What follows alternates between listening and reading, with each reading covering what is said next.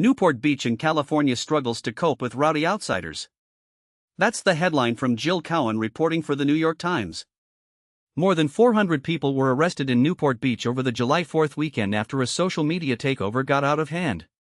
Now the city is trying to figure out how to stop it from happening again. Earlier this month, dozens of Newport Beach residents lined up at a city council meeting to deliver the same message. Leaders of the Southern California coastal enclave needed to prevent another fracas like the one that took place on July 4th. Thousands of young people had descended on the beaches of the city's storied Balboa Peninsula, attracted by posts on TikTok and other social media. Many seemed intent on making trouble.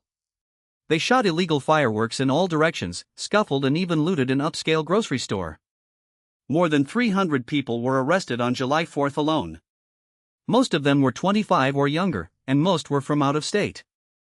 The mess was described as a predictable consequence of a growing reputation that Newport Beach has become a place where bad behavior is tolerated.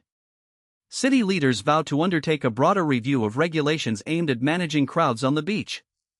At its meeting this past Tuesday, the City Council discussed potential changes, including a youth curfew, expanding the city's definition of a public nuisance and restricting mass gatherings planned on social media. The Independence Day rowdiness tapped into national anxieties about social media-driven teen takeovers and other misbehavior by young people.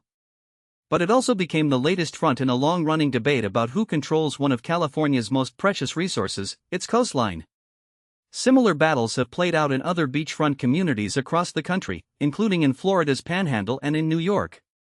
Although residents urged city council members to consider a wide range of solutions, such as further restricting short-term rentals and holding parents accountable for teens, there was one fix that nearly all of them agreed on: limiting vehicle and pedestrian access to the peninsula on the 4th of July.